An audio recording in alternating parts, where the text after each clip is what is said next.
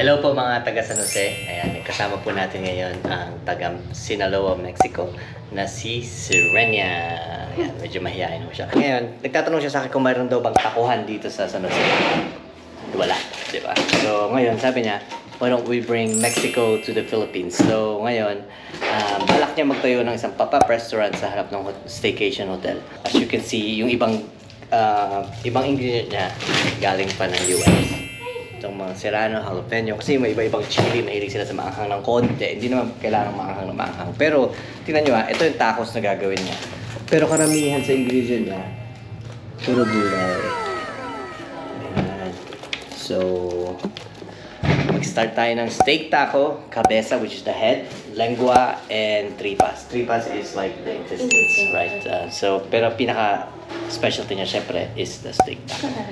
So she even have the radish. So ngayon, isa pang problem sa Philippines is like even though we have tortilla, it's very rare and it's not good. So she's gonna make it from the scratch. So from the corn straight to the tortilla, and then we actually got this tortilla presser para talagang authentic. And so may pakita natin yung process sa inyo. Ayan, si Ate Grace naman yung magbo-boil nung tripas. So, usually sa Mexico magkakasama na, cabeza, lengua, tsaka tripas. Pero sabi ni Ate Grace, may amoy daw baka daw umamoy, kaya pag-iwalayin niya. Meron din siyang gagawin na drinks na, it's called horchata, right? Horchata is made out of what? Rice. So, yan. Kaya pala gusto ko yung horchata. Actually, the first time I tasted it, I didn't like it. The second time, that's all I ordered after that. So, yan. Dalagyan niya ng gatas. Which is, you use the same milk? Or it could be any milk, right? Just like it's milk, it's okay. Any milk. And then cinnamon sticks. No, it has to be condensed and condensed. Oh, condensed and iba. Yes. Okay, so magkaiba pa pala yun. So, mamaya, pakita namin sa inyo. Pero, Pilipino, mahilig sa kanin. So, of course, you're gonna like this. Ayan. Magawa na yung drinks. Because I put hot water on it. And then you grind the cinnamon too? Yes. Same? Yeah. Yan, yung masa niya kasi talagang from the scratch, guys. Texture that we're looking for. Está caliente. So this for the salsa? For the tomato juice. This is the salsa. This one is supposed to be a pickled with lemon, but don't have lemon, so you use calamansi. Calamansi and black vinegar. Yeah, so just for now. I love Good. this. Yeah, it's really good though. And peppers. These ones are bell peppers. Nice. So guys, ito yung steak niya, marinated with Mexican spices.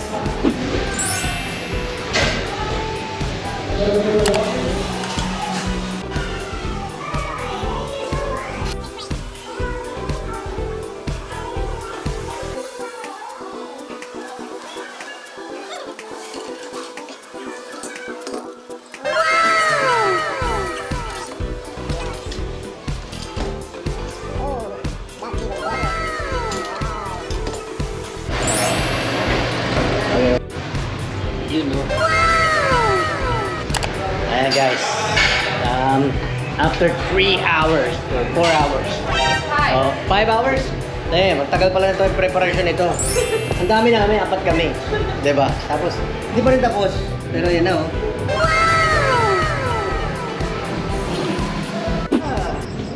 Here you go, all done.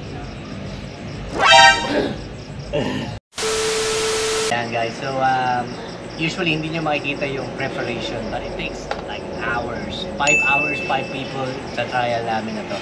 Actually, may mga ingredients pa kami kulang, so pakita nyo sa inyo kung ano magiging product after.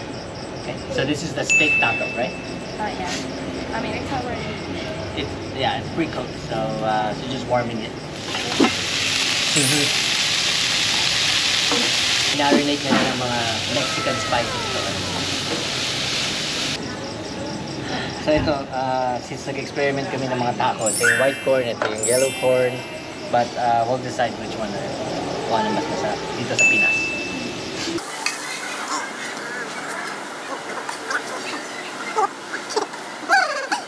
Ayan, may juice pa.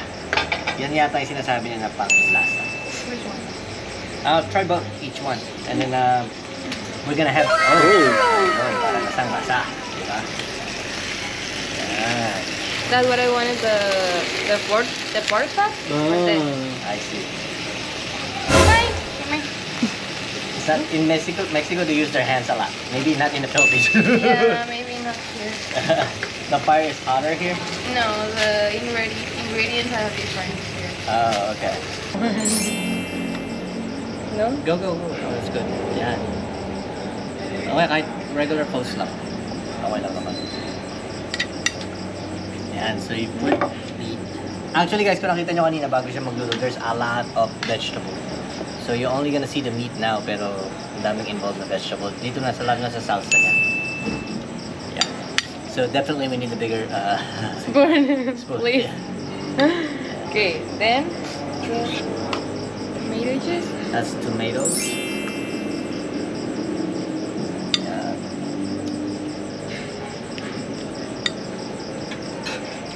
Then Avocado? This is guacamole, right? yeah. Yan. And then, yan, kamay na. I'm gonna use my hands. Yeah, They're you should. clean. It's fine. Gugas naman siya kahapon.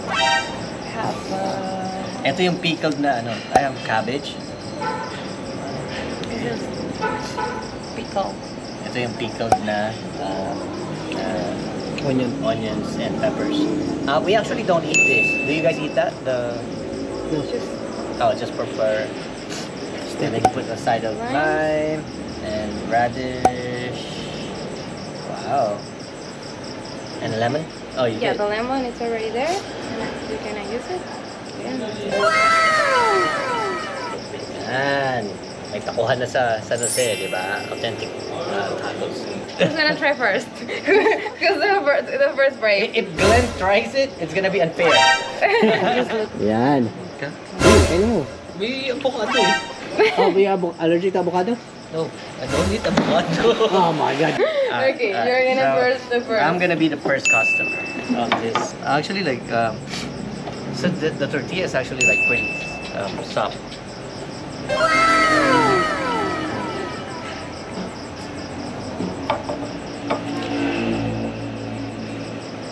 Tastes like Mexican. My friend told me how they taste like. I think I want to put more salsa. Oh, I forgot that salsa. Yeah, so she put salsa. Sorry, I'm nervous. Masarap. Yan.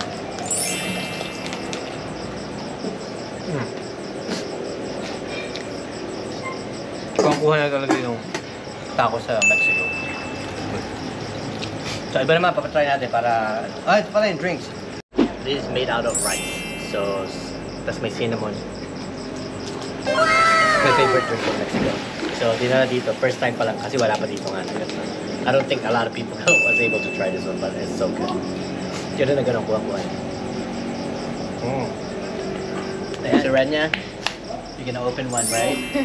So everyone can try tacos here. Oh my, yeah. Hard process. Yeah. So, makita nyo siya, medyo nakaayos lang siya ng damit, medyo nakaganon yun. Yeah. So, marami pa iba. Meron pa siyang, ito yung kabesa. Ito yung tripa, na sinasabi nila. And this is the pork face. So, maraming flavor guys. Abangan nyo to. Guys, kanina nakalimutan namin ilagay ito. Cilantro. Makes a big difference. She's trying what? Cabeza? Kabesa. I'm surprised. It's pretty similar. Pretty similar, right? Yeah. Good. This is the first experiment.